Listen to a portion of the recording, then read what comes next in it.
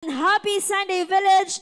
Ang saya po na tayo ay nandito lahat ngayong hapon, worshiping and celebrating God's goodness together. Tama ka dyan, Ate Rich. There's nothing like being here at the Avenue Village, worshiping, recharging, and just being surrounded by this amazing community. At kahit anong pinagdadaan natin this week, isang bagay ang sure, hindi tayo pinabayaan ng Diyos. He continues to bring us together, strengthening us through His love to each other, to refresh our hearts, and renew our strength through His love to each other. Yes, Josh, wala nang ang masasaya pa sa may kasamang mga ka-village because we are never alone because we have each other and most of all, we have God. At ngayong hapon nga, we get to experience His presence again. And before we move forward, let us take a moment, village, kindly look at the person next to you. Sige, tignan nga po natin ang ating mga katabi ngayong hapon. Sige po, tignan po natin. And then, kindly give your biggest smile to them. So, ngitaan naman natin ang ating mga kasama. You may also give them a fist bump at maaari po natin silang batiin na masaya ako dahil nandito ka. Yes, Village, masaya kami nandito kayo ngayon. And of course, special shout out din sa ating online family. Welcome sa ating online worship service. Kung ikaw ay nanonood ngayon, spread the joy, share the link to your family and friends so they too can experience the joy of today. And Village, sa atin pong muling paglapit ngayong hapon sa Panginoon, and as we prepare our worship, let us also take this moment to remind ourselves, Village, worship isn't just about singing songs. It's about drawing closer to God. So kung ano man po ang nilalaman ng ating mga puso, it could be our joys, your worries, your hopes. This afternoon, let us all surrender everything to Him. Let us give God our full attention and let us open our hearts and worship with all that we are. Muli po nating itaas ang ating mga tinig, isip at puso. And let us all go all out for Jesus. Happy Sunday po sa atin pong lahat. Happy Sunday po! Ayan, so alam ko po na ang bawat isa po ay handa na pong sumamba at magpuri po sa Panginoon. Ano po, kaya ang bawat isa po ay inaaniyahan ko po na magsitayo. At minsan pa po sa atin pong pag-awit, pagsamba po sa Panginoon ay dumulog muna po tayo sa isa pong panalangin. At minsan pa po ay kausapin po natin ang Panginoon at pasalamatan sa Kanya pong kabutihan at kadakilaan po na ginawa po sa ating pong buhay. Tayo pong lahat ay manalangin. O aming Diyos, aming Ama, salamat po. Salamat po sa pagkakataon na kami po ay nakakalapit po sa inyo ng malaya. Alam po namin na ang dami pong nangyayari sa amin pong buhay. At may pagkakataon na minsan nakakalimutan na po namin huminto at alalahanin kung gaano po ninyo po kami kamahal. Kaya Panginoon, sa oras po na ito, O Diyos, inilalagay po namin sa inyo ang amin pong buong puso. Buksan mo po ang amin pong isipan at ipalala mo po sa amin, O Diyos, ang buhay na wala po kami sa inyo, Panginoon aming Ama. Salamat po, O Diyos. Salamat po, Panginoon. Patuloy ka po naming dinadakila, sinasamba, at aawitan ka po namin, pasasalamatan ka po namin, sapagkat Ikaw ang Diyos na nag-alay po ng inyong pong buhay para po sa amin. Awitan po natin ang Panginoon.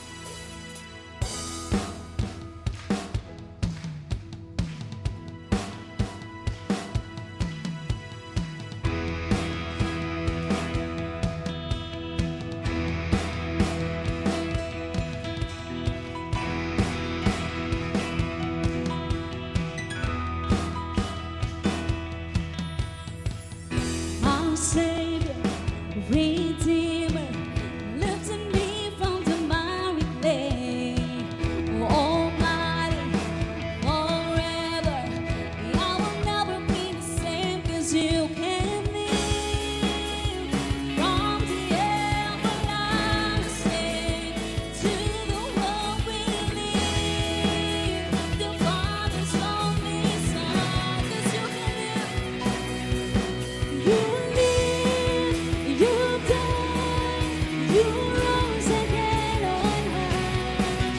You opened the way for the world to live again. Hallelujah, for all you've done.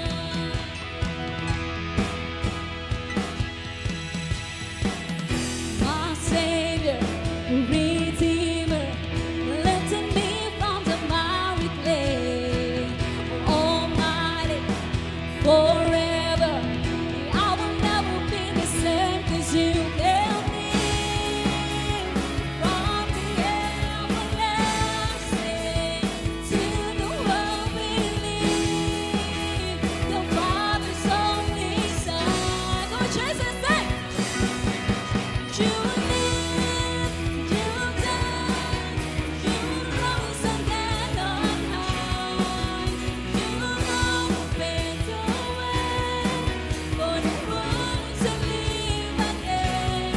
Hallelujah, for all you've done. You live, you died, you rose again on high. You opened the way for the world to live again. Hallelujah, for all you've done.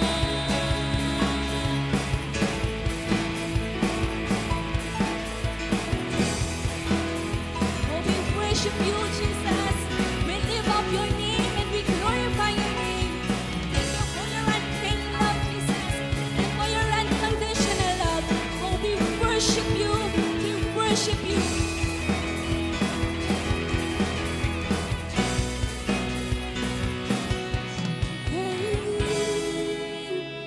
From the everlasting to the world we live, to Father's only Son. Come on, church, let's sing and worship Him. Together from the everlasting to the world we live, to Father's only Son. You live, you died, you rose again on high. You've opened the way for the world to live again. Hallelujah,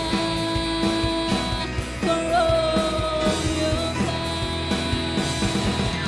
You live, you died, you rose again on high. You opened the way for the world to live again. Hallelujah, for all you've done. Hallelujah, for all you've done.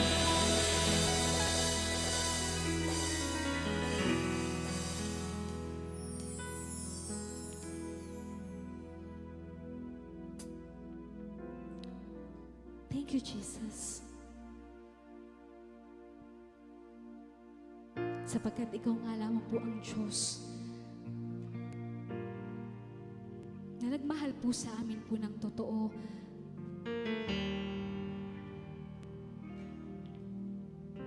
Pagmamahal po na hindi po nagmamaliw. Thank you for the scandal of grace. Sa inyo pong pag-ibig, O Diyos, aming Ama, na sa pamamagitan po ng inyo pong buhay, na inyo pong inialay para po sa amin. Ngayon, meron po kaming buhay na walang hanggan. Kaya salamat po, O Diyos. Salamat po, Panginoon, aming Ama. Hayaan mo, O Diyos, sa pag-awit po namin, sa amin pong paglapit po sa inyo, isang pusong nagpapakumbaba at nagpapasalamat po sa dakilang pag-ibig ng Panginoong Jesus. Let's continue to worship our God.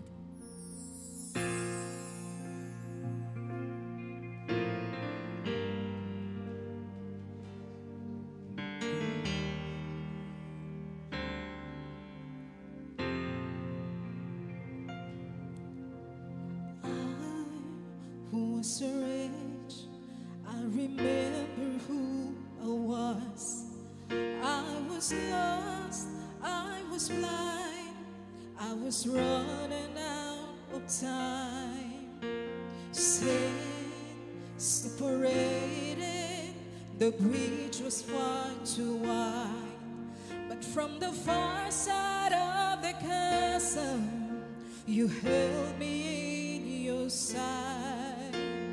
You made a way across the great divide, left behind heaven's throne to build it here inside.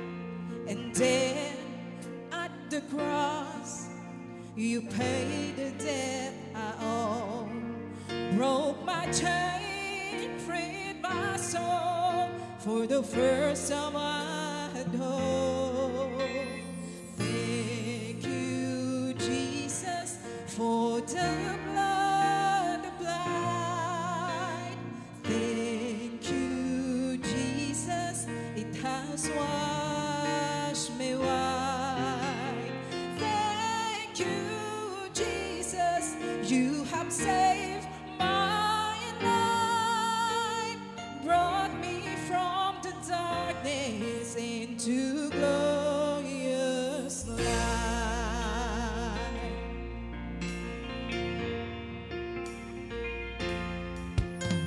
You took my place, laid inside my tomb of sin.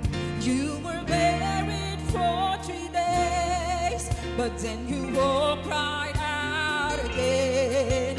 And now death has no sting, and life has no end. For I have been transformed by the blood of the Lamb. Thank you, Jesus, for the blood applied. Thank you, Jesus, it has washed me white. Thank you, Jesus, you have saved my life, brought me from the darkness into glorious light. Death, nothing stronger than the wonder-working power of the blood. The blood. Because as sons and daughters, we are ransomed by our Father through the blood. The blood.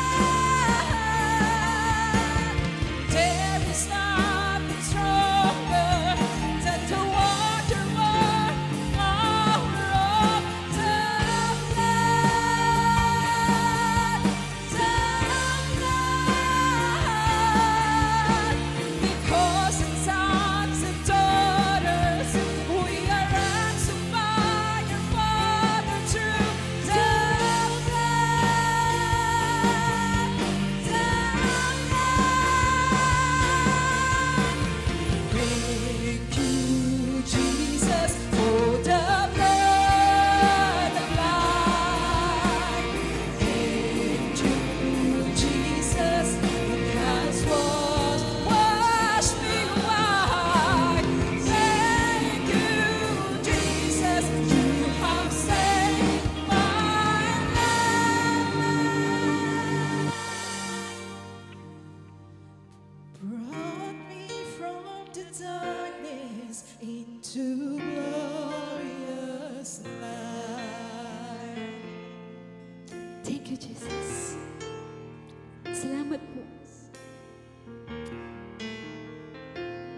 Salamat po sa dugo pong nabubuo sa krus po ng Kalbaryo. At salamat po sa buhay na ito pong ipinagkaloob po sa amin.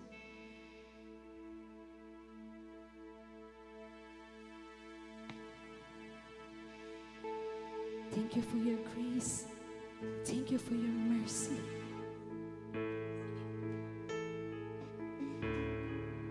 Sambahin ka, Panginoon. Sambahin ka.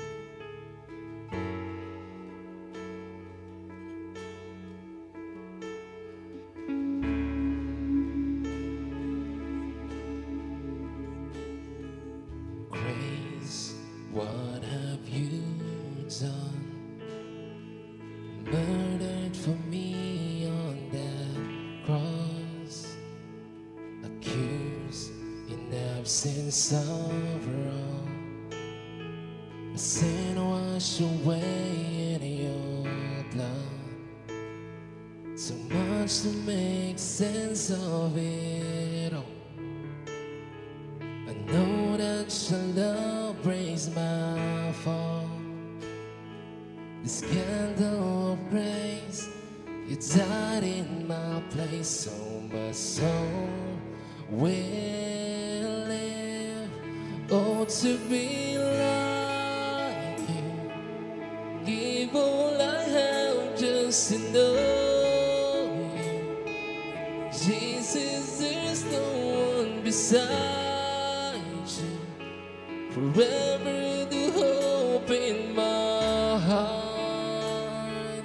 Whoa.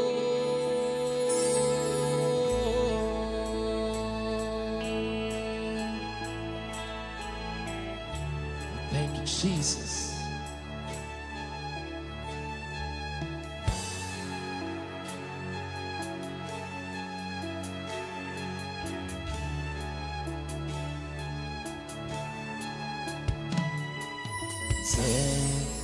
Where is your sting?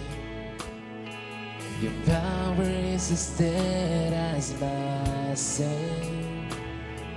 The cross has taught me to live. In mercy, my heart now to sing.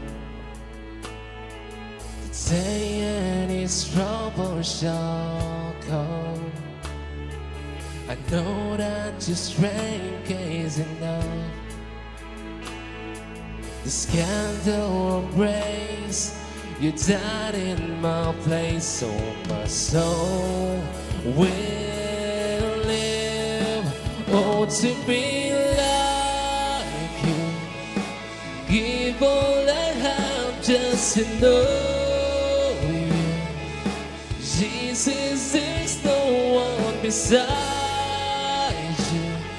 Forever the hope in my heart. Oh, to be like you, give all I have just to know you. Jesus, there's no one beside you. Forever the hope, forever the hope in my heart.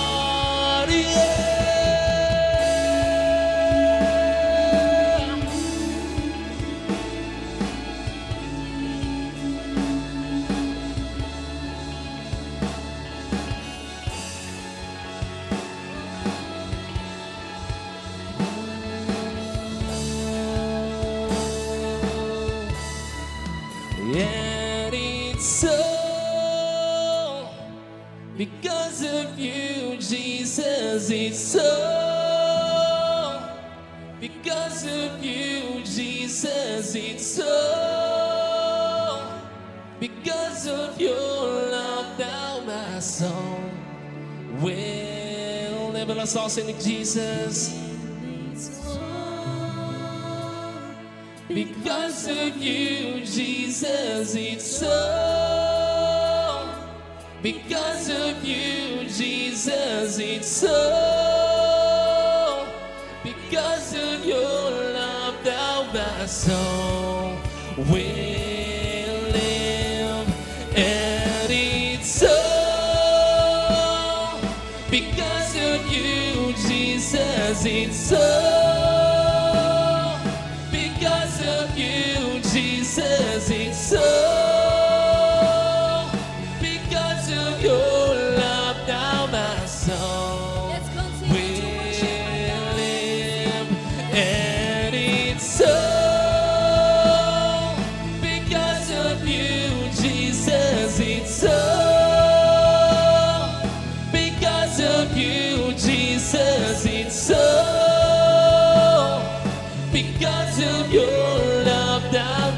soul will live. Oh, to be like you, give all I have just to know you. Jesus, there's no one beside you. Forever the hope in my heart. Oh, to be like you, give all I have just to know you. Jesus, there's no one beside you. Forever the hope, forever the hope in my heart. Yeah.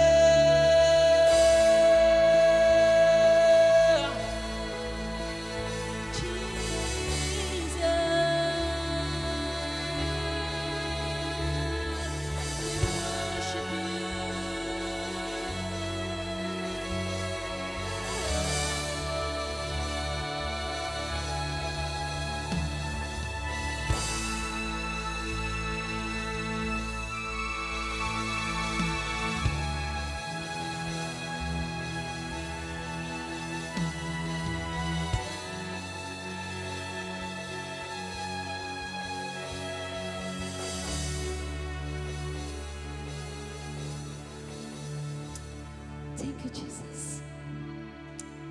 Salamat po, O Diyos, aming Ama.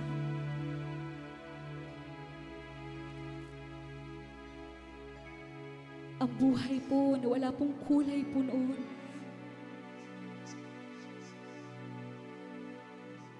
Ngayon po ay punong-puno na po ng kulay at saysay, O Diyos, aming Ama. Salamat po sa pag-asa na inyo pong ibinigay, Panginoon, naming Amang Banal.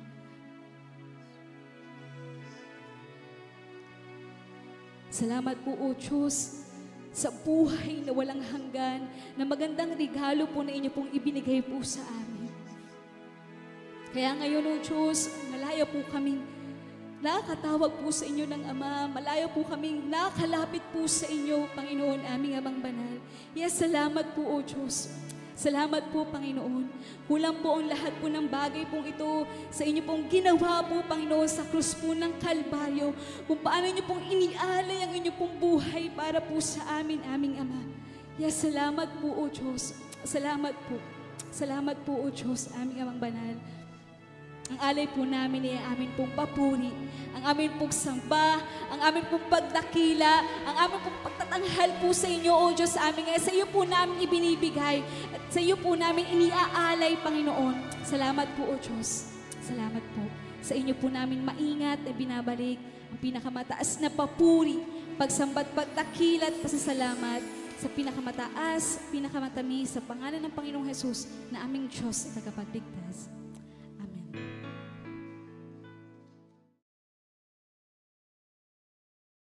Sama-sama ho tayong tumungo sa isang panalangin. Panginoon naming Ama, Heavenly Father, we worship you and we continue to glorify your name this afternoon. Father God, patuloy ka ho naming pinasasalamatan, O God, at pinupuri ho sa dakilang katapatan niyo po sa amin pong buhay. Ama, tunay na ang ginawa niyo ho doon sa krus, O God, ay hindi ho matatawaran, Panginoon aming Ama. Ito ho ay ang walang hanggang grasya na natanggap po namin, Panginoon o Diyos, na walang hanggan po namin ipinagpapasalamat sa inyo. Ama, bilang mga tao ho, na lingkod at nakakilala po sa inyo, O Lord, patuloy niyo kaming samahan at gabayan ngayong hapon pong ito.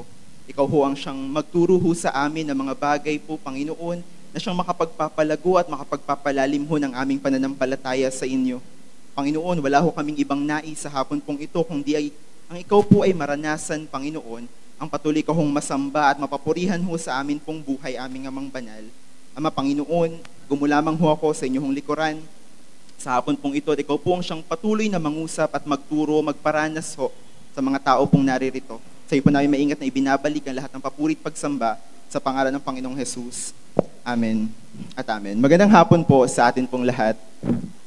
Magandang hapon po. Hayaan niyo akong dalhin ho sa atin ang salita ho ng Panginoon sa pag-aaral ho natin ng serye po natin sa aklat po ng mga gawa, Acts of the Holy Spirit. Makipagbukas ho kayo sa akin sa aklat po ng mga Gawa, chapter 14, verses 1 to 28. Unahin ho natin yung verse 1 to 7. Basahin lang po natin. Gayon din ang nangyari sa Iconio, sina Pablo at Bernabe ay pumasok sa sinagoga ng mga Hudyo. Napakahusay ng kanilang pangangaral, kaya't maraming Hudyo at Griego ang sumampalataya. Gayunman, may ilang Hudyong ayaw sumampalataya, sinulsulan pa nila ang mga Hintil at nilason ang isip ng mga ito laban sa mga kapatid. Kung mapapansin ho natin, nung nakaraan po, ang lakad ho nila Pablo sa pangangaral ho ng salita ng Diyos, they face persecutions na po. Pero hindi ho natatapos doon na sila ho ay inuusig, marami hong tumataliwas ho sa kanila hong pangangaral, hindi ho yun natapos doon. Sa pag-aaral ho natin ngayon, mas marami pa hong nangyari ho sa kanila that might seem so risky ho para magpatuloy pa sa pangangaral ho ng salita ng Diyos. Kumbaga pag nagpatuloy pa ho sila, kung titingnan mo on a basic human understanding, kung titingnan mo ho, pag nagpatuloy pa sila, it will risk their life. Ano sabi dito? Marami hong sumasampalataya, and at the same time, marami din ho ang ayaw sumampalataya. May mga Hudyong ayaw sumampalataya, sinusulsulan pa nila ang mga Hintil at nilalason ang isip ng mga ito laban sa mga kapatid. Nasaan na ho ba tayo sa pag-aaral? Sino na ho yung mga nakakakilala sa Panginoon? Sino na ho yung mga sumasampalataya ho sa Panginoong Hesus ng Biblia? Di ba ho? Dumaan na ho tayo na pati ho mga Gentiles, yung mga Hintil ho, ay nakakakilala na ho sa Panginoong Hesus at sumasampalataya na ho sa Panginoong Hesus ng Biblia. Pero during that time ho, nasa sobrang dami na hong nakakakilala sa Panginoon, hindi ho nawala yung mga taong ayaw sumampalataya. Sa paglalakbay ho natin, hindi naman ho lahat, lalo na ho sa labas ho, sobrang dami pa hong walang pagkakakilala sa Diyos. And that alone, kaya ho tayo ay may misyon, kaya ho tayo ay nangangaral ng salita ng Diyos, tayo ay humahayo, pumupunta ho sa mga lugar, sa mga outreaches ho para ho mangaral, dahil marami pa hong tao ang walang pagkakakilala sa Diyos. Pero iba pa ho yun. Yun ho ay, di ba ho, stagnant ho yun, wala hong pagkakilala sa Diyos. Ito ho, ayaw sumampalataya at ano pa hong ginagawa nila? Nilalason ho yung utak ng mga Hintil para ho, laban ho sa mga kapatid, laban ho dun sa mga nangangaral ng salita ng Diyos at dun ho sa mga una ng mananampalataya. Nilalason pa ho nila yung isip ng mga mananampalataya na ng Panginoon para ho tumalikod ho sila dun sa pangangaral ho nila Pablo at nila Bernabe ho. Nung time po na yon, nanatili roon ng matagal sina Pablo at Bernabe at buong tapang silang nangaral tungkol sa Panginoon. Pinatunayan ng Panginoon na totoo ang pangangaral nila tungkol sa kanyang kagandahang loob sa pamamagitan ng pagbibigay sa kanila ng kapangyarihang gumawa ng mga himala. Tuloy po natin. Kaya't nahati ang mga tao sa lungsod, may pumanig sa mga Hudyo at may mga pumanig din sa mga apostol. Dun ho sa lugar po na yon, sa Iconio po, although may mga nakakakilala po, may mga sumasampalataya po sa Panginoon, sa pangangaral ho nila Pablo at nila Bernabe, yun nga po, may mga ayaw sumampalataya, nilalason pa nila yung isip ng ibang, ng mga Hintil po, kaya ho nagkaroon ho ng division ho. May conflict pong mangyayari kapag ka po divided ho yung community at ito ho yung una nilang hirap na hinaharap sa pangangaral ho ng salita ng Diyos. Hindi naman ho pwede na selective ho tayo sa pangangaral ng salita ng Diyos. Hindi naman ho pwede na, okay, ito lang yung mga sumasampalataya, dito na lang ako mangangaral. Mas madali pa. Di ba ho? Hindi naman ho pwede yun. Hindi naman ho natin alam kung sino ho ang mga pinili ng Diyos na makakilala sa Kanya. And we have to go all out ho, na lahat ho ng tao na may oportunidad ho tayo para makapag-share ho, makapagbahagi ho ng salita ng Panginoon, kailangan ho ginagawa po natin. Huwag ho tayong selective.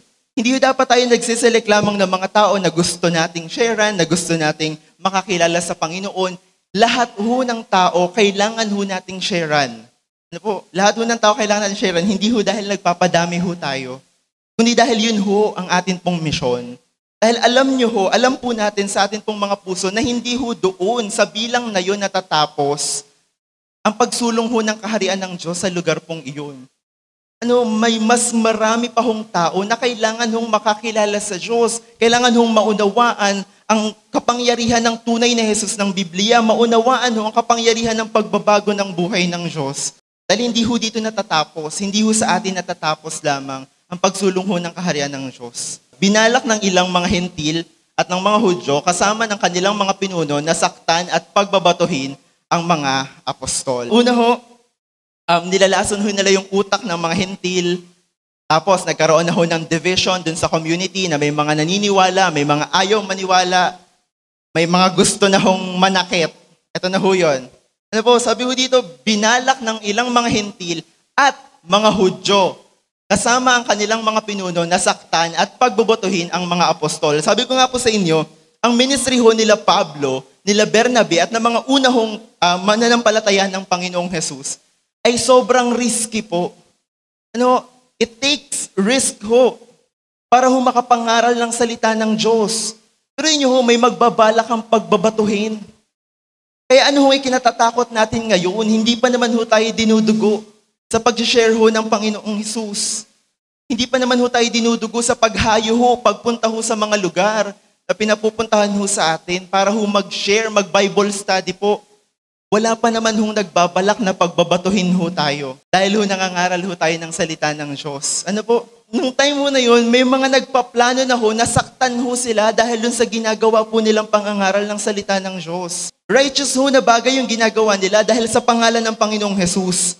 Yun nga lamang ho, may mga taong hindi talaga maunawaan kung ano ho talaga yung katuparan ho ng sinabi ho ng Panginoong Jesus bago ho siya mamatay ho at muli hong mabuhay at umakyat ho sa langit.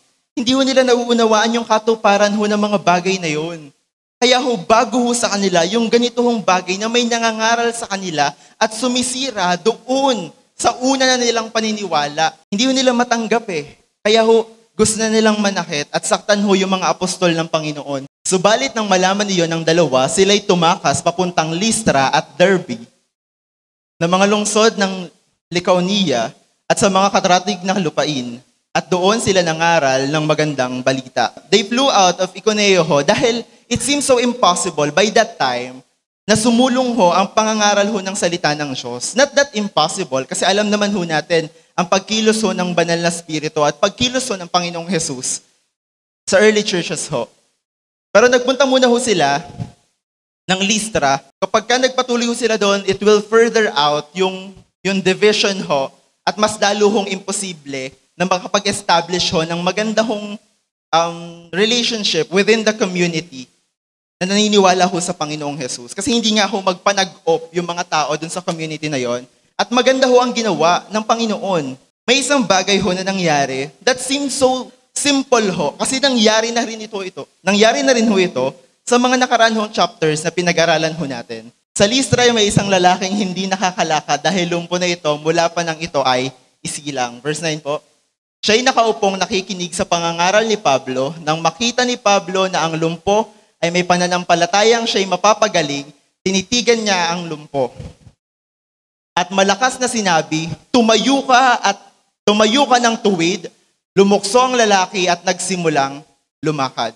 Ito hong lumpong to, ang kaibahan lang dun sa mga nauna na pinagaling nila, may pananampalataya ho ito na siya ho ay gagaling po. Pag nagpagaling ka ho, doon ho sa crowd of people, sa mga nangyari ho sa nakaraan, pag nagpagaling ho sila, doon sa crowd of people, ano ho nagiging reaction ng mga tao sa paligid? Marami ho ang nananampalataya dahil ho nakapagpagaling sila within that crowd. Imagine niyo ho, ang pinapagaling nila ay lumpo na since birth.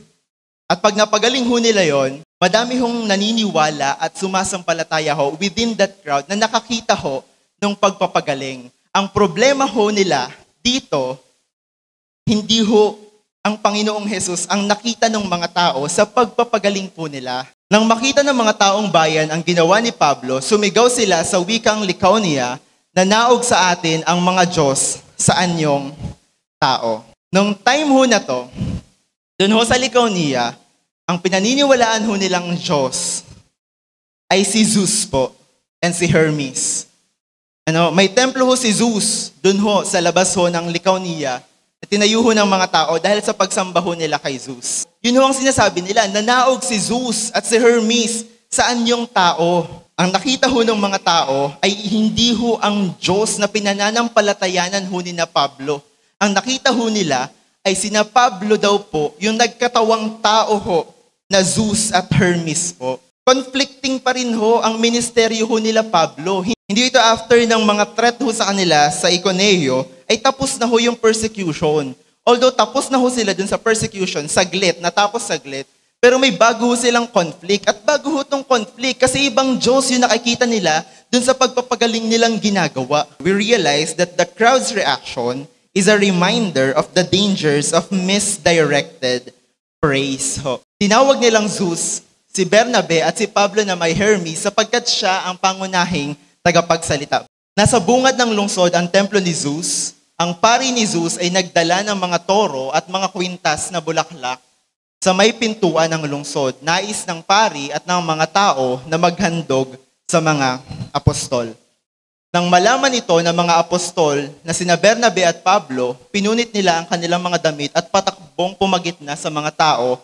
Sumigaw sila, "Mga Ginoo, huwag ninyong gawin iyan. Mga tao rin kaming tulad ninyo. Ipinapangaral namin sa inyo ang magandang balita upang talikuran ninyo ang mga walang kabuluhang bagay na iyan. At manumbalik kayo sa Diyos na buhay na lumikha ng langit, lupa, dagat, at lahat ng naroroon." Gusto ho nilang mag-alay ho, kina Pablo ho at kina Bernabe. And being the upright apostles of God ho, hindi ho kaya ng loob nila na tanggapin yung ganong praises. Dahil ho ang praise ay nararapat lamang. Kanino po? Sa Panginoong Hesus lamang po. Sa Panginoong Hesus na buhay ho. Sa Kanya lamang ho ang kapurihan at ang karangalan. Hindi ho gusto nila Pablo na i-grab ho yun mula sa Panginoong Hesus. Dahil dun ho sa pagpapagaling po nila, ang gusto po nilang makita ng mga tao ay ang Panginoong Hesus, ang kapangyarihan ng Panginoong Hesus, ang kumikilos na kapangyarihan ng Panginoong Hesus. Yun ho ang gusto ho nilang makita. Ang naging focal point ho ng pagpupuri ho nila ay sino? Si Pablo na ho at si Bernabe. Yung tao na hong nangangaral patungkol doon sa Diyos na dapat ho nating papurihan. Yun na ho ang naging focal point ng kanila hong pagpupuri. Baka ho kasi makalimutan na natin na kaya ho natin ginagawa yun is to give praise sa Panginoon at hindi ho sa atin. Baka ho kaya natin ginagawa na yun is because we enjoyed glory sa atin po. And we almost forget na ang glory ho ay para lamang sa Panginoon, na ginagawa ho natin ang lahat ho ng bagay dito because we want to give glory to God. Sabi nga po ni Dr. Thomas Constable, if Satan cannot derail Christian witness with persecution, he will try praise. Too much persecution has destroyed many preachers, and too much praise has ruined many others. One of the problems with miracles is that they often draw more attention to the miracle worker than to God. Tama ho siya eh. Kung hindi ho kaya ni Satan na i-derail ho, kung hindi ho matalo ni Satan yung Christian witness ho, dun ho sa persecution, ang gagamitin niya ho ay too much praises ho, dun ho sa taong yon, dun sa Christian witness ho. Because people, we are so acclimated to receiving praises. Sobrang tuwang-tuwa ho tayo at napaflatter ho ang puso ho natin kapag pinupuri ho tayo. Kasi baka ho, sa paglilingkod po natin, evaluate ho natin yung ating mga sarili, na baka din sa paglilingkod ho natin, ang hinahanap na ho natin ay yung papuri ho sa atin, hindi na ho sa Diyos. Na baka kaya natin ginagalingan sa atin hong paglilingkod sa Diyos ay dahil gusto mo magaling ka sa mata ho ng mga kapwa mo mananampalataya. At nakalimutan mo na dapat yung galing mo ay napapapurihan ang Diyos. Evaluate ho natin. Sobrang liit lang ho ng pagkakaiba ng dalawang bagay na yun na almost hindi mo na ho mapapansin. Na baka akala mo nagpapakagaling ka because you are praising God, pero gusto mo lang na mapapurihan ng mga tao yung galing mo bilang ikaw. At nakalimutan mo na that the glory must be lifted up to God dahil sa Kanya naman galing ang lahat ng galing natin. One of the problems, ito ho yung problema ni na Pablo that time. One of the problems with miracles is that they often draw more attention to the miracle worker than to God. Yung miracle ho na pagpapagaling dun ho sa lumpo, draw so much attention ho kila Pablo at Bernabe. At hindi ho nakita ng mga tao that there is God above who enabled them to do that miracle. As a Christian witness, lahat ng bagay na magagawa mo, God factor. Kaya anong ginawa ni na Pablo? To avoid that ho, para mo ma-avoid nila yung too much praises po na mag-come into their minds at i-claim ho yung mga praises na yon. Mga Ginoo, huwag ninyong gawin iyan. Mga tao rin kaming tulad ninyo, ipinapangaral namin sa inyo ang magandang balita upang talikuran ninyo ang mga walang kabuluhang bagay na iyan at manumbalik kayo sa Diyos na buhay na lumikha ng langit, lupa, dagat at lahat ng naroroon. Sa mga panahong nakalipas, hinayaan niyang gawin ang lahat ng bansa, anuman ang kanilang maibigan, gayunman, nagbigay siya ng sapat na katibayan upang makilala ninyo siya sa pamamagitan ng kabutihang ginagawa niya sa inyo. Binibigyan niya kayo ng ulan mula sa langit at ng masaganang ani sa takdang panahon. Pinubusog niya kayo ng pagkain at pinupuno ng kagalakan ang inyong mga puso. 18 po. Sa kabila ng mga pananalitang ito, nahirapan pa rin sina Bernabe at Pablo na pigilan ang mga tao na sila'y alayan ng mga handog. After pa ho nilang magsalita, pinunit pa ho yung damit. After ho nun, hirap pa rin ho sila na i-convince yung mga tao na ang Panginoong Jesus yon at hindi kami.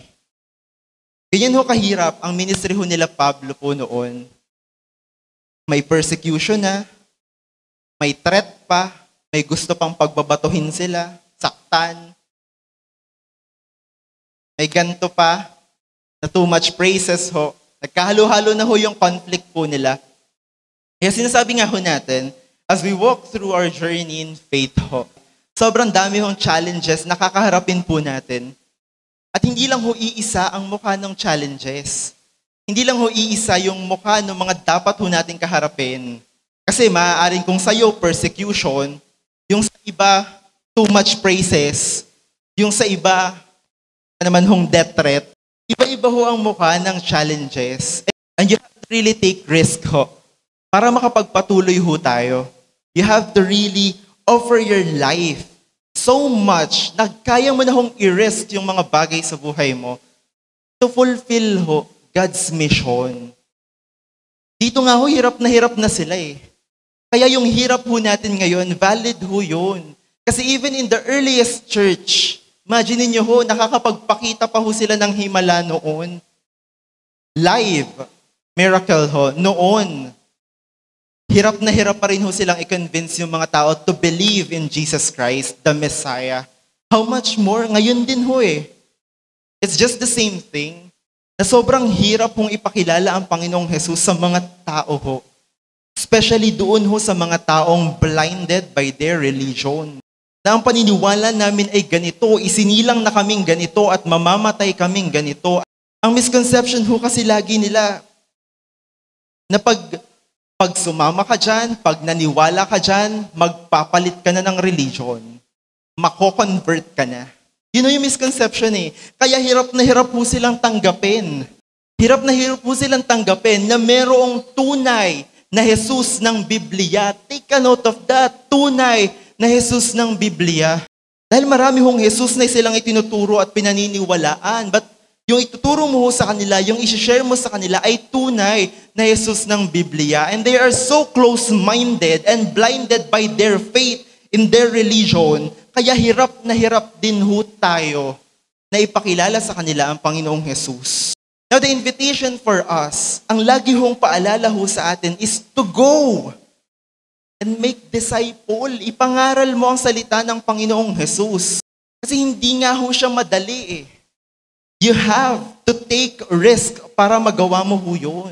Kailangan mo lumabas ng bahay nyo para magawa mo yun. Kailangan mong pumunta sa mga lugar na to para magawa mo yun. Yan ho yung challenges natin ngayon. Yan ho yung muka ng challenge natin ngayon.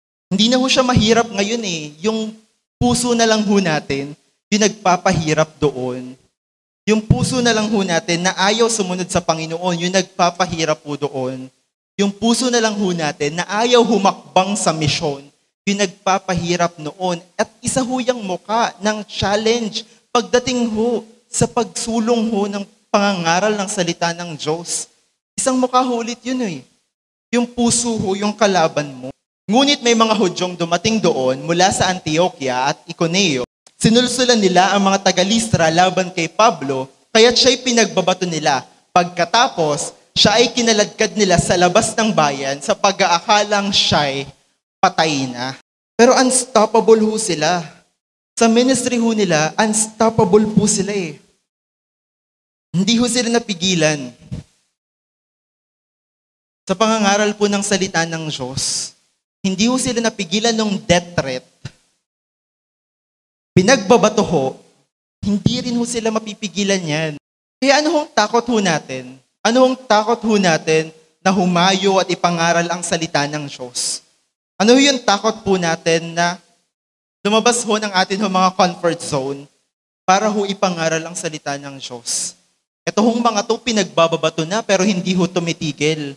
Tayo pa ho kaya na sobrang free ho natin, na ipahayag ho yung ating pananampalataya, na sobrang laya ho natin para ho i-share ang pangalan ng Panginoong Jesus. Iniloob ho ng Diyos na nandito ho tayo sa bansa pong ito na hindi ho hinuhuli yung mga nag-gather ho na Christians. Iniloob ho ng Diyos para ho sa atin yon. And yet kinatatamaran pa ho natin na humayo at mangaral ng salita ng Diyos. Kinatatamaran pa ho natin na maglingkod sa Diyos, alang-alang sa kapurihang maibibigay nun sa pangalan ng Panginoong Jesus.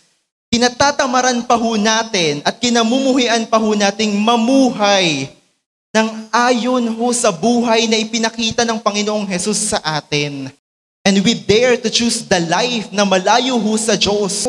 There's so many people na akala ho nila sikat sila, na astig sila whenever they defy the teachings of the church. There are people that try to undermine the church when in fact yung mga teachings ho natin is for them to win. Para ho ipanalo ho tayo, hindi para matalo ho tayo. May mga ganun pa ho tayong arte ho sa buhay ho natin, hindi naman tayo pinagbababato ngayon. We are so free to do whatever we want when it comes sa atin hong pananampalataya sa Panginoong Jesus. We are so free to think of the ways para ipakilala ang Panginoong Jesus. Sobrang laya ho natin. And yet we are afraid to take the risk. Ano hong ikinatatakot po natin? Anong ipinapangamba ng mga puso natin? To step out of your comfort zone? Yan nga yung gusto ng Panginoon para sa iyo. Yan yung kalooban ng Diyos for you to grow in your faith at mas lumalim ka sa pananampalataya. Dahil hanggat nandiyan ka sa comfort zone mo, hindi mawawala yung arte sa buhay mo. Mananatili at mananatili kang maarte. Mukha ka lang astig, pero maarte ka. If you did not move out of your comfort zone. Kaya para ho sa atin, na mga mananampalataya ng Panginoong Jesus, step out. Ipangaral ho natin ang salita ng Diyos. Speak up. Magsalita ho tayo para ho sa pangalan ng Panginoong Jesus. Shout the glory of God. Subalit nang dumating ang mga alagad at pinalibutan siya, tumayo si Pablo at pumasok sa lungsod. Kinabukasan, nagpunta sila ni Bernabe sa Derbe. Ang magandang balita ay pinangaral nila Paulo at Bernabe sa Derbe at marami silang nahikayat na maging alagad. Pagkatapos, nagbalik sila sa Listra, Iconeo at Antioquia ng Pisidia. Si Pablo ho, napagbabato na ho siya doon sa Listra. Kinaladkad ho palabas ng lungsod. Pagtayo ho niya, malis ho sila doon. Nagpunta ho sila ng Derbe. Ano hong ginawa nila sa Derbe? Ang magandang balita ay pinangaral ni na Pablo at Bernabe sa Derbe. Musta ho tayo? Unashamed pa rin ho ba tayo? Yung puso ho natin dapat unashamed na pagdating ho sa salita ng Panginoon. Kung tayo ho kaya yung pinagbabato, kagaya ni Pablo, pinagbabato ka, nawalan ka na ng malay, kinaladkad ka palabas ng templo, ano ho magiging reaction po natin? On a basic human understanding, pinagbabato ka na, babalik ka pa. Ang tanong sa atin, pag pinagbabato ka na, babalik ka pa doon? Or pag pinagbabato ka na, gagawin mo pa yung ginagawa mo? This might be so metaphorical ho. Pero yung challenges ho kasi natin, pag nangyari na ho sa buhay ho natin yung mga challenges na yon, to stop you from spreading the gospel, gagawin mo pa rin ho ba? Bilang misyon sa Panginoong Jesus na kailangan mong tuparin, gagawin pa rin ho ba natin? Sila ho, hindi ho talaga napipigilan. May puso ho ba tayong kagaya ho ng kina Pablo at kina Bernabe? Na sa ngalan ng pangangaral ng salita ng Diyos, sa ngalan ng pagtupad sa misyon na ibinigay ng Diyos, sa ngalan ng pagtupad sa ministeryo ng ibinigay ng Diyos, are willing to risk their life again and again hanggat humihinga pa sila. Yung una kong pagbabato sa kanila, they risk their life. Muntik na. Pero hindi ho sila namatay doon. Hindi ho sila namatay doon. At ngayon, habang buhay pa ho sila, ipinangaral ni na Pablo at Bernabe sa Derbe ang magandang balita ng Panginoong Jesus. Habang buhay pa ho tayo, ipangaral ho natin ang magandang balita ng Diyos. Hanggat humihinga pa ho tayo, hanggat nakakapagsalita pa ho tayo, huwag ho kayong matakot na ipangaral ang salita ng Panginoon. At marami silang nahikayat na maging alagad. We want that result. Ano ho? Sa pangangaral ho natin, ito ho yung aim natin. Marami silang nahikayat na maging alagad. And it is not the matter of believability lamang ho eh. It is the matter of depth, kung gaano ho magiging malalim sa Panginoong Jesus. Yan ho yung maging goal ho natin. Kasi baka nangangaral na lang ho tayo ng salita ng Diyos. Dahil gusto ho nating madaming attendees. Hindi ho yun yung main goal natin eh. Gusto ho natin yung maraming makakilala sa Diyos. Yun ho ang main goal ho natin. Because we want, to turn irreligious people into fully devoted followers of Christ. Yan ho yun eh.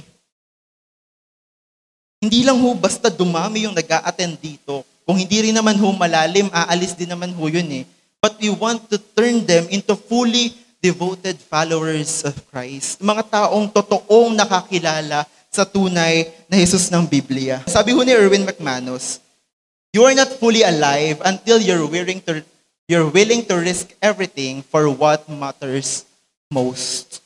Sabi ho niya sa book niya, The Last Arrow, hindi ka daw ho totoong nabubuhay kung hindi ka ho willing mag-take ng risk para sa mga bagay na lubhang mahalaga. The problem with Christian life ho, sa mga mananampalataya ho, ang problema ho sa 100% po ng ating buhay, imagine niyo ho, yung buhay niyo have 100%. Sinisegment ho natin yon. Na there is a part of that na ako ay mananampalataya ng Panginoon. Say 25%, 1/4 ho, ng 100%. There is a part of that na 25% ako ay mananampalataya ng Panginoon and the 75% is kung ano man ang ginagawa ko sa buhay ko. Ganyan ho madalas. For 100% of your time in a week, yung Sunday, para yan sa Diyos. Ganyan ho. Most of the Christians, ganyan ho. Naakala ho natin, yung pagiging Christian ho natin, pagiging followers of the way ho natin, ay parte lamang ho ng atin hong buhay. Again, pakinggan nyo ho, marami ho sa atin, ang akala ho natin, ang ginagawa pala ho natin, yung pagiging mananampalataya ho natin ay nagiging parte lamang ng atin hong buhay. Pero dapat ho, yung pagiging mananampalataya ho natin, yun dapat ang buhay po natin. 100%. Dapat 100% sa Diyos yun. 100%. Kung estudyante ka, estudyanteng mananampalataya ka. Kung naghahanap buhay kang mananampalataya ng Panginoong Jesus. Huwag ho nating isegment ang buhay po natin sa mga bagay na ito. Hindi ho parte ng buhay natin ang pagiging mananampalataya. Ang pagiging mananampalataya, yan ho ang buhay po natin. Kasi kung parte lamang siya, kung sabihin natin, kung 1/4 lamang ng buhay mo, inilalaan mo sa pagiging mananampalataya, hindi ka magtitake ng risk para doon kasi it's only 25%. You still can keep the 75% kung ganyan yung ginagawa mo. Pero kung 100% mo nakalaan sa pagiging mananampalataya, nanay ka, tatay ka, pero mananampalataya ka, isa kang anak, pero mananampalataya ka, estudyante ka, nagtatrabaho ka, pero mananampalataya ka, that 100% na iaalay mo is worth taking that risk sa buhay mo. Ang sabi ni Erwin McManus, hindi ka buhay, hindi ka totoong nabubuhay kung hindi ka willing i-take yung risk para sa bagay na lubhang mahalaga. And that is God and His mission, His ministry, our calling. Kung hindi ka willing i-take yung risk to fulfill that, hindi ka totoong nabubuhay. Handa ho ba tayong ialay yung buhay po natin? Handa ka bang lumakad dun sa daang magkabilay bangin, alang-alang sa matupad mo yung mga ganyang bagay? Everything I say is just metaphorical ho, pero pagdating ho sa totoong buhay, there are challenges that will try to stop you from fulfilling that, and you have to risk your life to be unstoppable. At ang journey ho ng ating church for being victorious is for us to be unstoppable. Ano yung unstoppable? Yung hindi ho napipigilan ng kahit anumang bagay ang kalooban ng Diyos sa atin hong church. Ngayon, kung katatamaran ho natin ang paghayo, ang paglilingkod, ang pagpupuri sa Diyos, kung katatamaran ho natin yan, ang pananalangin, ang pagbabasa ng salita ng Diyos, kung katatamaran ho natin yan, we are seeking a future of a fallen church ho, at yun ang ating demise ho. Although alam naman ho natin hindi iloloob ng Diyos yun, pero that will add up dun sa atin hong virtue and values ho pagdating sa paglilingkod po natin. Kaya church, we want to be fully alive. If we want to be fully alive, we have to risk our life for the thing that matters most. At yun ang Panginoong Jesus. Do not forget your main thing. Huwag niyo hong kalimutan yung bagay na lubhang mahalaga. Na makamtan man ho natin ang lahat sa mundo, wala ho yung kabuluhan. Dahil alam ho natin kung sino yung higit na pinakamahalaga.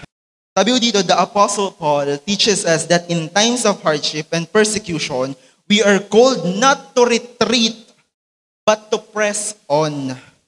There is a cost to following Christ, but there is also an eternal reward.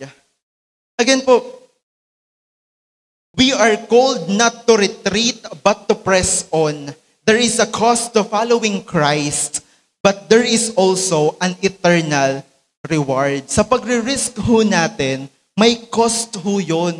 Buhay ho natin, oras ho natin, resources ho natin, but there is eternal reward, and that is what we are looking up to. Na lahat ng bagay na ibibigay mo, wala ho yung sense. Kasi ang inaay ho natin ay yung eternal reward na mag-guarantee ho sa atin. Now after persecution po, again, they face the challenge of a divided community, a challenge of too much praises, a challenge of persecution, sinaktan pa ho. Now, what they do after that, and this is the way of Christ, ay strengthen ho yung community. At ito ho yung kalooban ng Diyos. Strengthen po yung early church at yung mga believers po. Pinalakas nila ang loob ng mga alagad at pinayuhang manatiling tapat sa pananampalataya. Daranas muna tayo ng maraming kapighatian upang makapasok sa kaharian ng Diyos, sabi nila sa mga alagad. Ito ho'y assurance. Ano po? Assurance ho nila dun sa mga mananampalataya. Para ho maka-attract ng maraming believers, hindi ho nila sinusugarcoat ang Christian living. Just the way that we do ho. Hindi naman ho natin sinasabi. Wala pa ho akong narinig na nagsabing, pag sumunod ka sa Panginoong Jesus, bountiful ang buhay mo. Pag sumunod ka sa Panginoong Jesus, yayaman ka. Pag sumunod ka sa Panginoong Jesus, hindi ka magkakasakit. Pag sumunod ka sa Panginoong Jesus, hindi ka mahihirapan. Wala hong nagtuturo ng ganyan. Even in the early church, hindi ho nila yan tinuro. They do not sugarcoat the life of a Christian.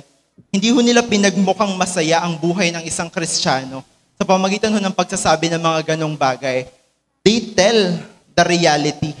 Daranas muna kayo ng maraming kapighatian upang makapasok sa kaharian ng Diyos. Bakit nila nasabi yun? Dumanas ho sila eh.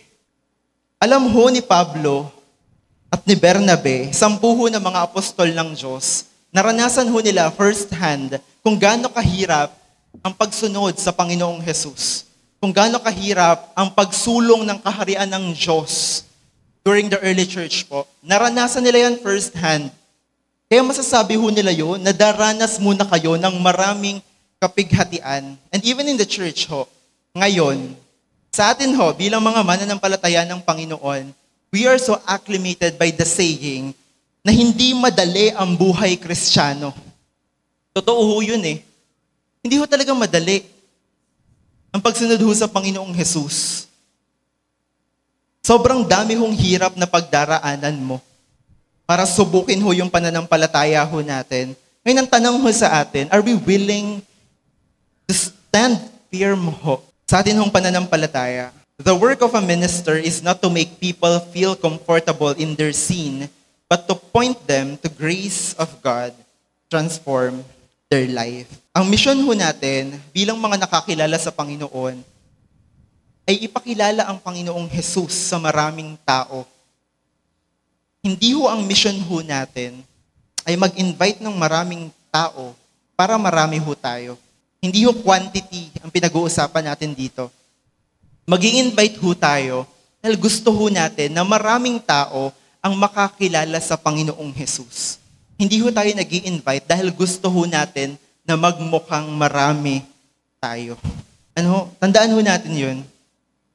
Ang work ho natin dito, bilang mga manggagawa ng Diyos, ay isabihin ho sa maraming tao ang kapangyarihan ng Panginoong Hesus. I-proclaim sa maraming tao ang kapangyarihan ng Panginoong Hesus. Hindi ho i-sugarcoat ang mga dapat sinasabi ng salita ng Panginoong Hesus. Whatever it is, hindi ho nila sinugarcoat yun eh. Daranas kayo ng maraming hirap. Pag sumunod kayo sa Panginoong Hesus, daranas kayo ng maraming hirap. Sinabi nila yun eh. Tayo rin ho eh. Ganun ang sinasabi natin. We don't sugarcoat the Bible para lang mas maraming maniwala. We don't do that. Kung masakit yung sasabihin nun, sasabihin natin eh. Salita yun ng Diyos. Dadaan tayo sa maraming hirap. Pero ang kapalit naman nun, makakapasok tayo sa kaharian ng Diyos, and that is the eternal reward. Ano po? Yun yung eternal reward na ine-expect po natin sa ating pamumuhay. Sa bawat iglesia ay nagtalaga sila ng mga matatandang namumuno, at matapos manalangin at mag-ayuno, ang mga ito'y itinagubili nila sa Panginoon sa kanilang pinagtitiwalaan. 24 po. Tinahak nila ang Pisidia at nakarating sila sa Pamphylia. Pinangaral nila sa Perga ang salita ng Diyos at pagkatapos ay tumuloy sila sa Atalia. Mula roon, naglayag silang pabalik sa Antioquia. Dito sila ipinagkatiwala sa pagkalinga ng Diyos para sa gawaing kanilang natapos na.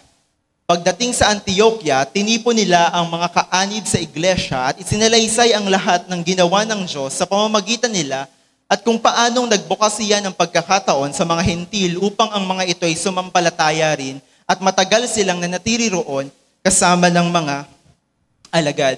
Ito naman ho yung maganda. Pagdating ho sa paglilingkod natin, paglalakbay ho natin sa Panginoong Hesus. After ho ng mga challenges, after ho ng mga pagsubok, the result is wonderful. Sa church, sa pagsulong ho ng kaharian ho ng Diyos, hindi ko sinasabi na yung result ho sa buhay ho natin will always be wonderful.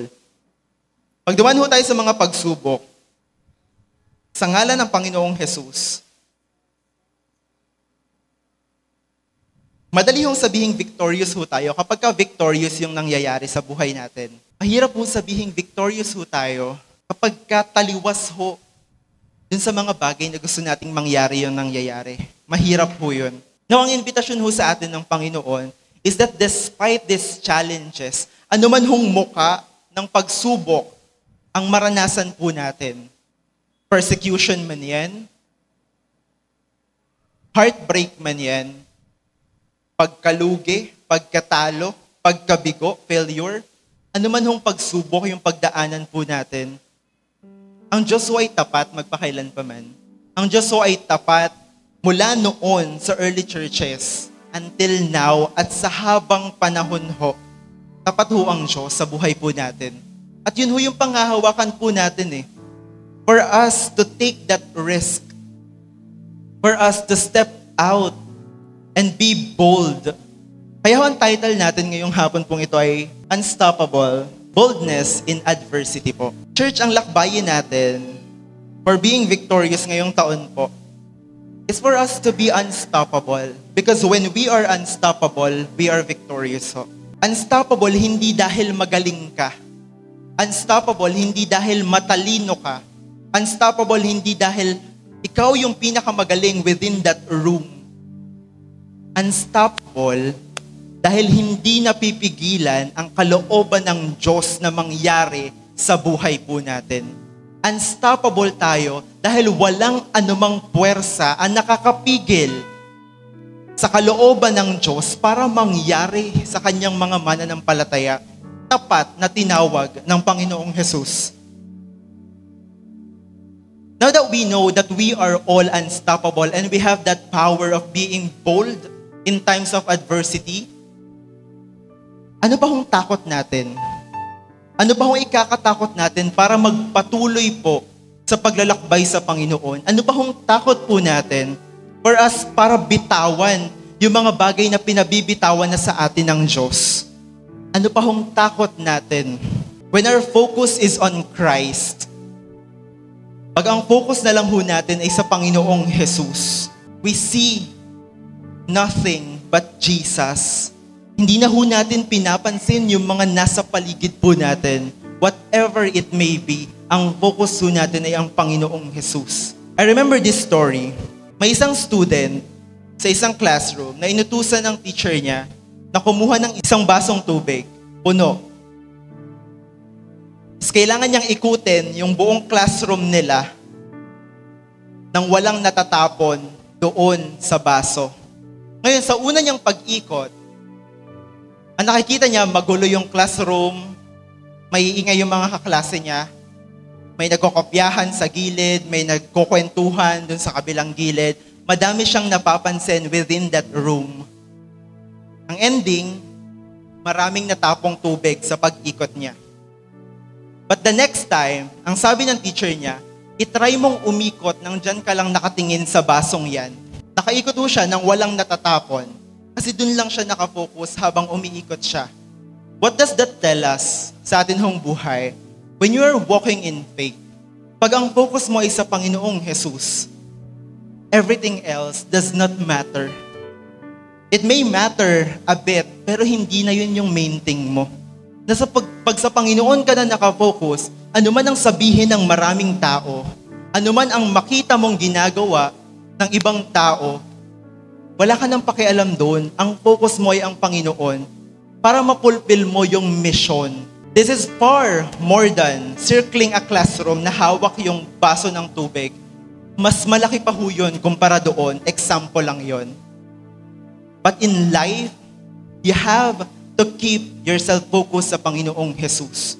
Whatever the persecution it may be, you have to be bold in times of adversity. Church, ang goal ho natin bilang church is for us to be irresistible. Ang goal natin bilang individual na mga mananampalataya is for you to be irresistible. Maraming plano ang Diyos sa buhay mo. At ang goal ay hindi mahadlangan ang plano ng Diyos sa buhay mo for Him to be unstoppable.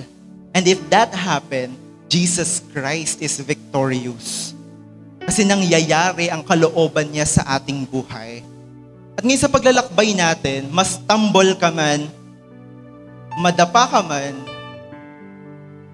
tayo lang po. Siyempre hindi ka naman maglalakad ulit ng madungis, no? Pag nadapa ka, tumayo ka.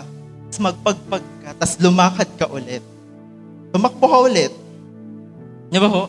Hindi natatapos ang buhay sa mga failures natin. Hindi natatapos ang buhay sa mga persecution na nararanasan natin. Hindi matatapos ang buhay hanggat hindi patapos ang Panginoong Jesus sa'yo. There's still a lot more to that story. Imaginin mo yung Diyos na pinananampalatayanan mo. Ipinako siya sa krus, namatay.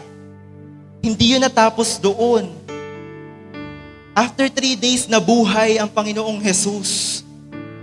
Kaya hindi pa siya tapos. There is still more to this story. At sa pag-awit po natin muli ngayong hapon ito, awitin po ulit natin yung Scandal of Grace.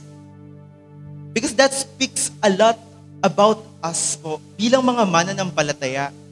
Kasi kung paanong binago ng Diyos ang mundo, 360 degrees, ganun niya dinefy yung human understanding pagdating sa bagay na yon, na ang lahat ng tao ay naskandalo at nagulat sa ganung bagay.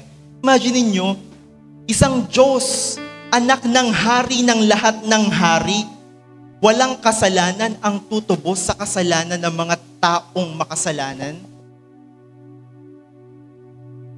Imagine na yung krus na simbolo ng death and punishment ay naging simbolo ng salvation para ho sa atin. Ganyan ho ka-wonderful ang Panginoong Jesus. Ganyan ka makapangyarihan ang Diyos. Kung yung mga bagay na yon that seems so impossible noon na nangyari. Yung mga bagay mo pa kayang kinakaharap ang hindi pagtagumpayan ng Diyos. Now let us live the life of Paul and Bernabe. Mamuhay tayo ng kagaya ng buhay nila na hindi napipigilan ang ministeryo sa kung anumang mangyari. They are willing to take the risk at ialay ang buhay nila. Maging kapalit man nun ay buhay nila for them to flourish.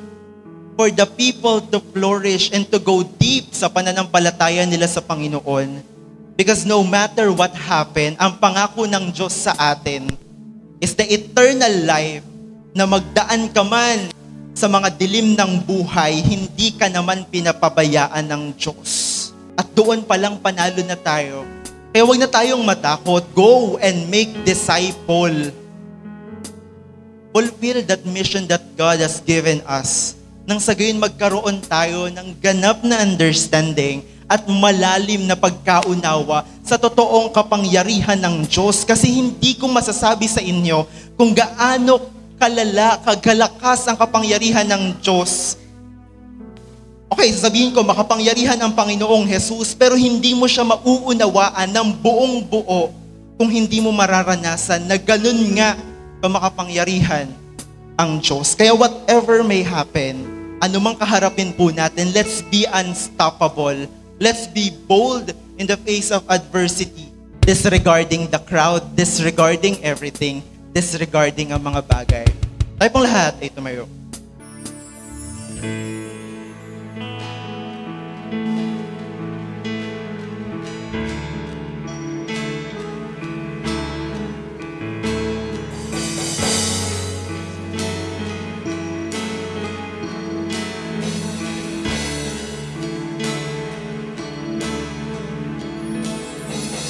Grace, what have you done? Murdered for me on that cross, accused in absence of wrong.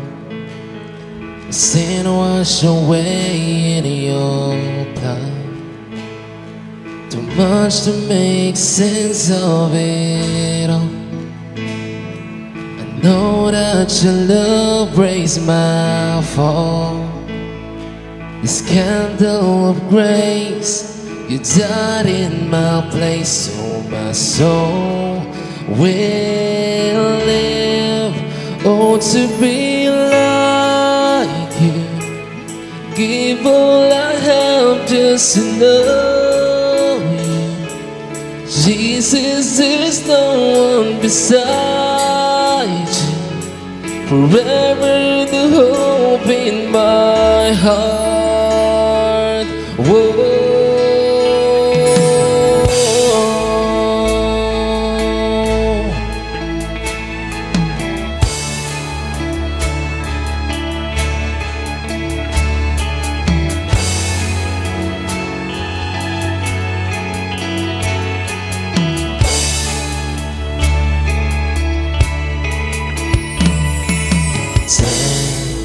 Where is your sting?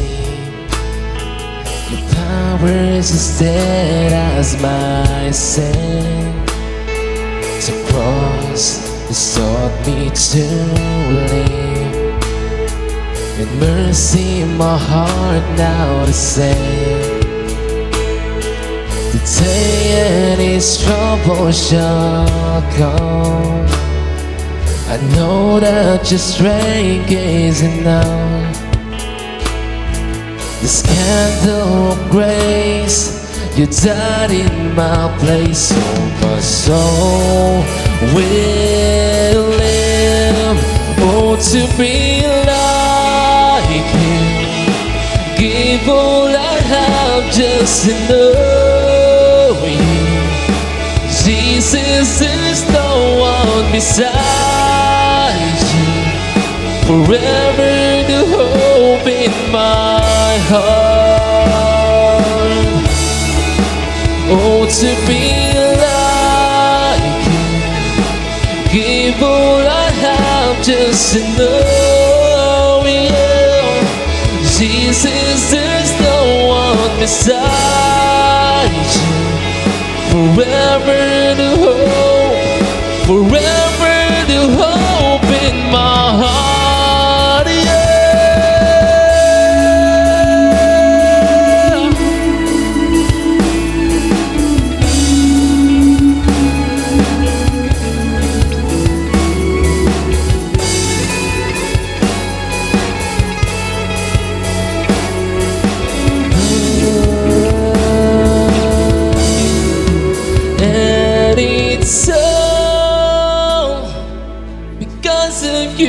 Jesus, it's so because of you, Jesus, it's so because of your love. Now my soul will live, and it's so because of you, Jesus, it's so because of you, Jesus, it's so because of your love. Now my soul will live, and it's so because of you, Jesus, it's so because of you, Jesus, it's so because of your love. Now my soul will live. Oh, to be like you, give all I have just to know you. Jesus, there's no one beside you. Forever the hope in my heart. Oh, to be like you, give all I have just to know you. Jesus, there's no one beside you. Forever the hope in my heart. Oh, to be like you, give all I have just to know you. Jesus, there's no one beside you. Forever the hope in my heart. Oh.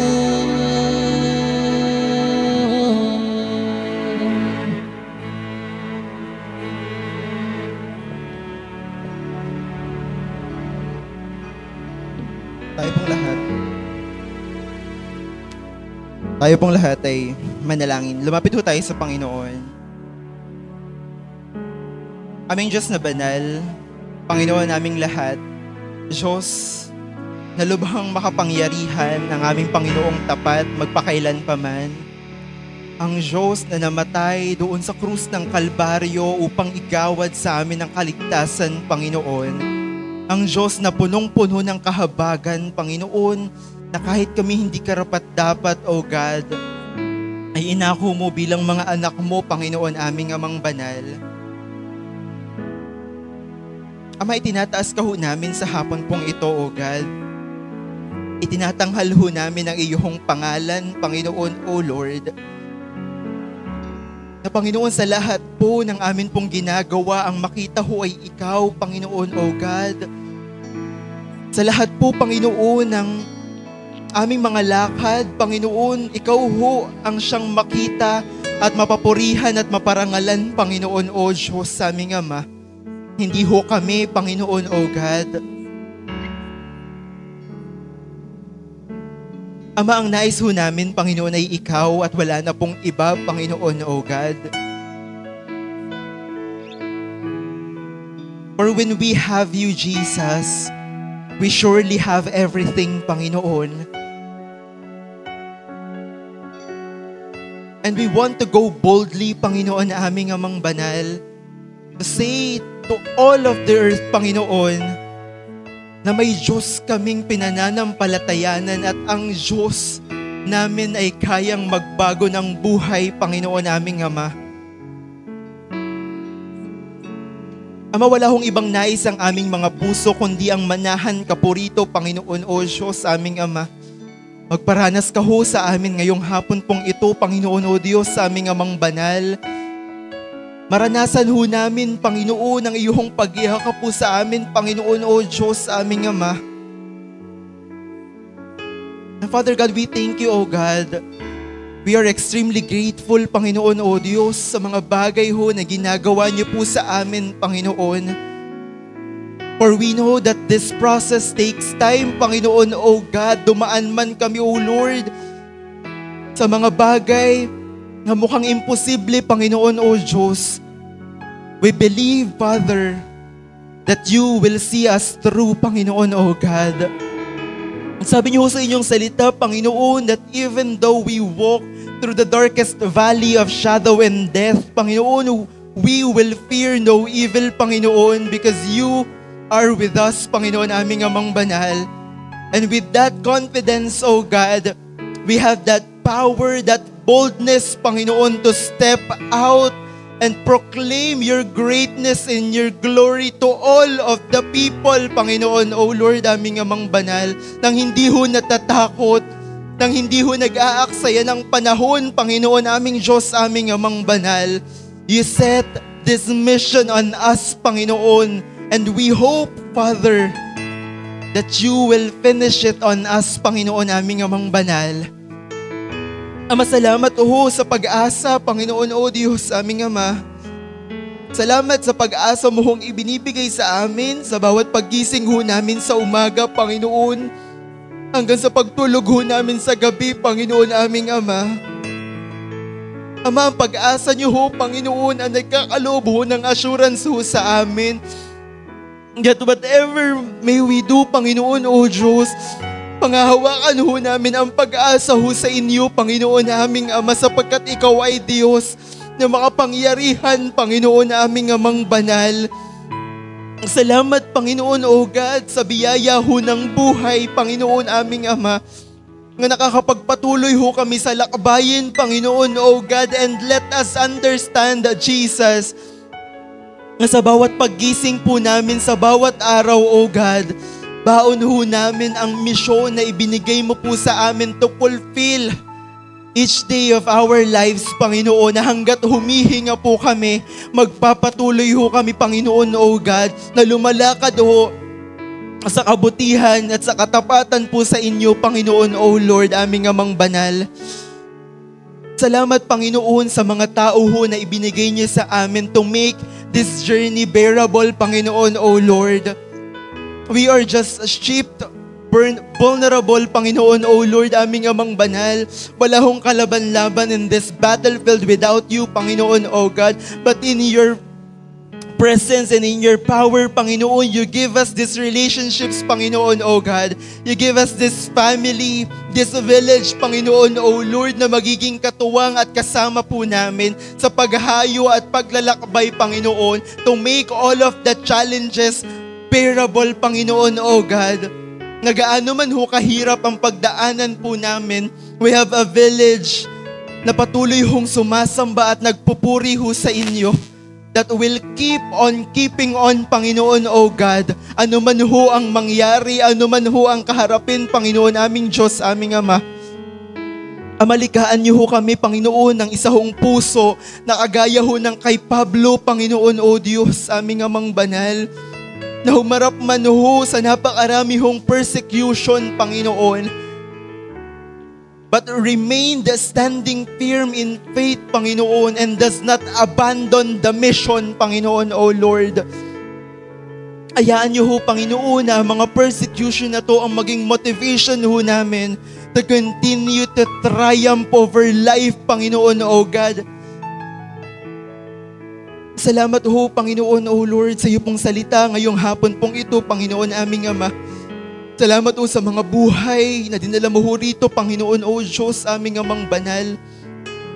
Salamat o sa panibagong pagkakataon na makapagministeryo ho sa inyo, Panginoon, O Lord, aming Amang banal. Ama, Panginoon, dalangin ho namin, Panginoon,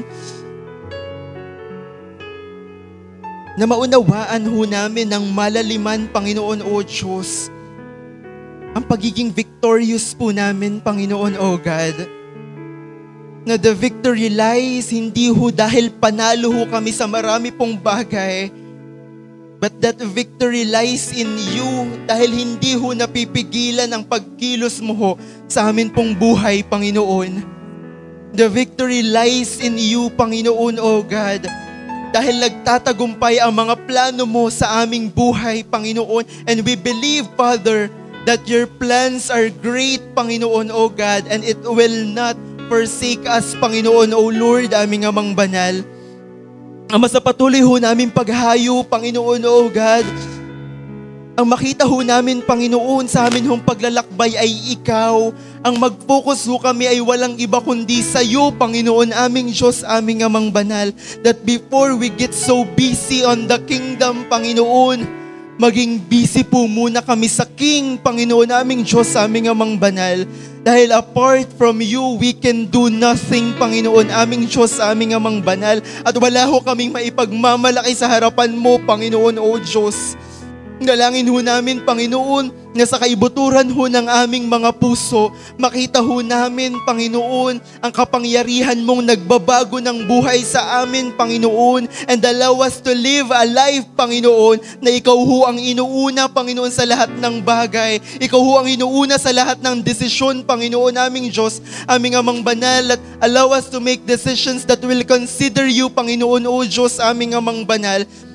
Because deep within, O God, alam ho namin that there is that someone who is Jesus, Panginoon, that keep on enabling us, Panginoon, na magawa ang mga bagay ho na ipinapagawa mo sa amin, Panginoon, aming Amang banal.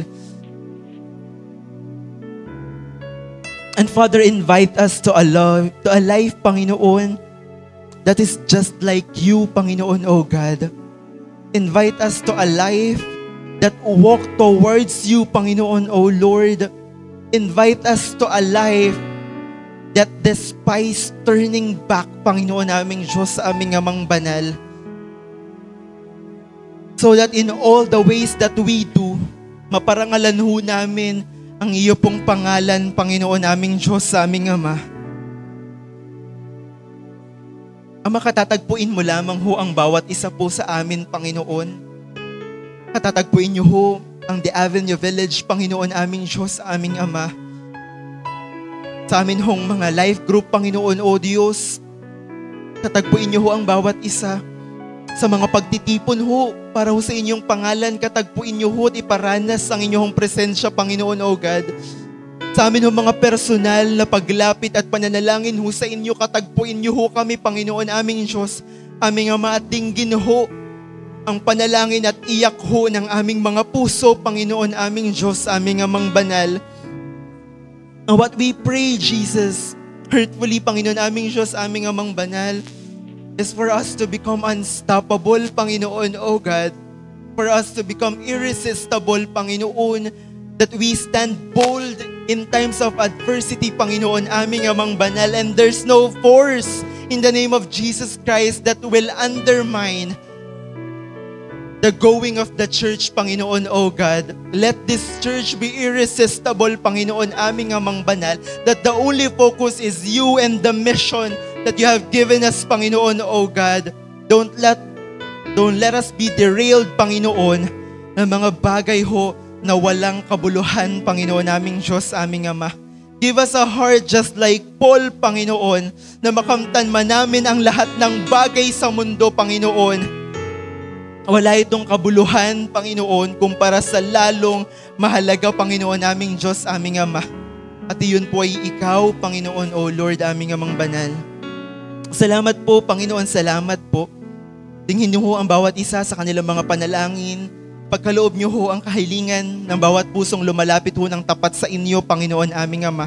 At kalugdan niyo po ang mga paglilingkod, Panginoon, na buong buhay hong iniaalay po sa inyo, Panginoon, aming Amang Banal. Make this church an unstoppable one that we will continue till the time that you are done, Panginoon, aming Amang Banal. Salamat, Panginoon, salamat po. Wala mo ho mag-iingat sa bawat isa, Panginoon. Mag-ingat po sa pananampalataya ng bawat isa, Panginoon, aming Amang Banal. And here we pray, Father, sa pangalan ng Panginoong Jesus, O God, ang kalaliman ho at kalapitan ho sa inyo, Panginoon, aming Ama. Father God, we also pray for the Philippines, Panginoon, O Diyos, aming Amang Banal. Whatever adversity the country is facing right now that hinders it from soaring towards progress, Panginoon, O God. It is you, Jesus, that put us in here and let us play our part as your soldiers, Panginoon, aming Amang Banal. Salamat po, Panginoon, salamat po. Sa iyo po namin maingat na ibinabalik ang lahat ng pagpupuri, pagsamba sa pangalan ng Panginoong Jesus. Amen at amen.